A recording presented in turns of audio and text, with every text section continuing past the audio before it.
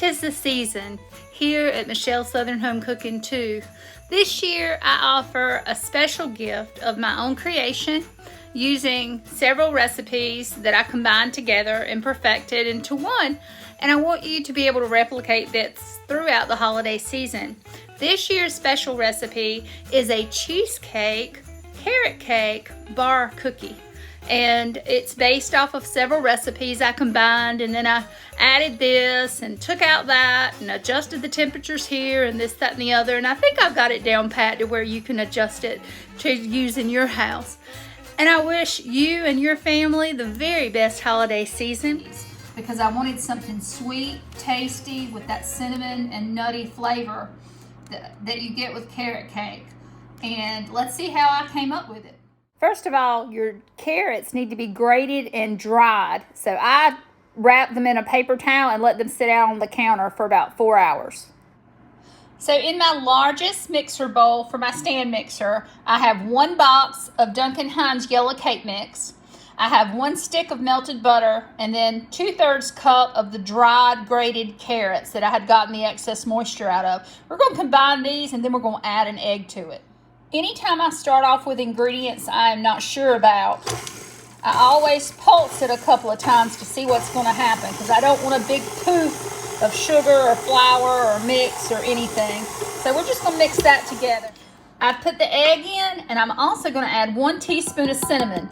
If you don't like your cinnamon that intense, you do not have to put that much. I would say a 1/2 teaspoon to 1 teaspoon at your preference. I'm also going to add 1 teaspoon of a very good vanilla. Now, I'm funny about my vanilla now. I like Madagascar bourbon vanilla. And I got this from the Fresh Market, which is an upscale grocery store in our area. And it's very thick, almost like a cookie dough. And we're going to press it and spread it out in the bottom of a 9x13 pan that we've lined with parchment paper. Let me give you a little tip and trick. If you're going to get a sheet of parchment paper and line your pan, you're going to have extra. Just fold it over to the edge. It's going to be fine. In these corners, if you'll fold it just like you're wrapping a Christmas present, it will create a nice little pleat. And I also spray the bottom of my pans with just a little bit of a nonstick cooking spray. It helps hold it down. I do not spray the parchment paper. Do not do that. I've just used my spatula to spread this out, and I did have to hold the edge of the parchment paper so it did not go everywhere, but I'm just evening it out right now. Basically, I'm taking the ooey gooey butter cake recipe that's so famous, and I'm converting it into a carrot cake recipe, but I have done the conversion and it works. And this is just amazing, and I thought it would be great heading into the Thanksgiving and Christmas season. For the next step, I've got 1 package of cream cheese that was left out softened, or you can soften it in the microwave. Cream it probably about 1 minute. Then you add 1 stick of melted butter.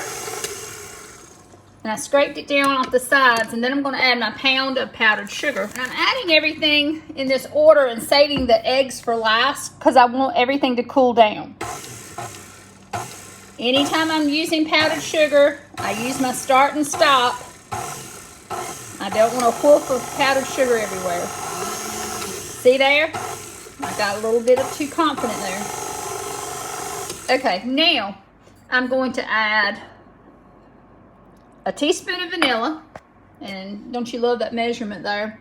And then a teaspoon of cinnamon. Now the quality of the cinnamon and the quality of the vanilla is just, you can taste it. It's head and shoulders above anything else. But just use a good quality cinnamon and a very good quality vanilla, and it's just the difference. You can taste all the world in the difference. You can make the same thing with cheaper, less quality ingredients, and it will not taste the same. So if you're going to go to this much trouble to make homemade stuff, spend a little extra and make it extraordinary.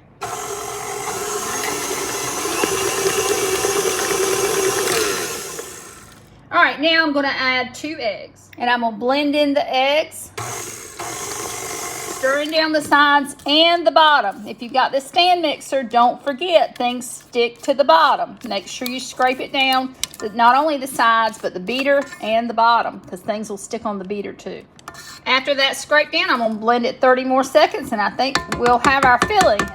Then we'll talk about the add-ins you'd like to put in here. Carrot cake is a funny thing. I'm adding pecans. Some like walnuts, some like raisins, some even put pineapple. Now, you can put walnuts or pecans. I just added a half a cup of pecans. And you can add some raisins.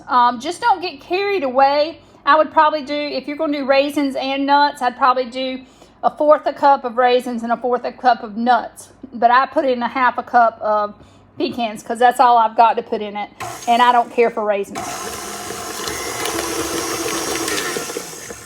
I just blended that until stirred in. Okay, now we're going to pour the filling right on top of the base.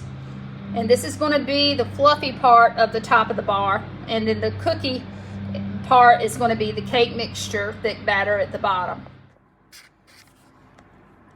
I scraped out everything out of the bowl, and now I'm just going to spread it to the edge. Bake at 350 for 40 to 50 minutes. Once they were done, which was about 45 minutes for me, you can test your doneness to make sure the edges aren't turning too brown. You want them light brown, but not any kind of darkness for brown. They're a little darker because of the cinnamon content on both the top and the bottom, but you do not want them black or dark brown. There should be a light brown color when they're done. And then I let them cool all the way. I cut them into squares, and then I dusted them with powdered sugar. And I just gave a gift of some of these to a good friend of mine, and she said she could just swim in them. She loved them so much. And these have gotten great reviews, and I hope you enjoy them as well. This is Michelle's Southern Home Cooking holiday recipe for 2021. Happy holidays, folks.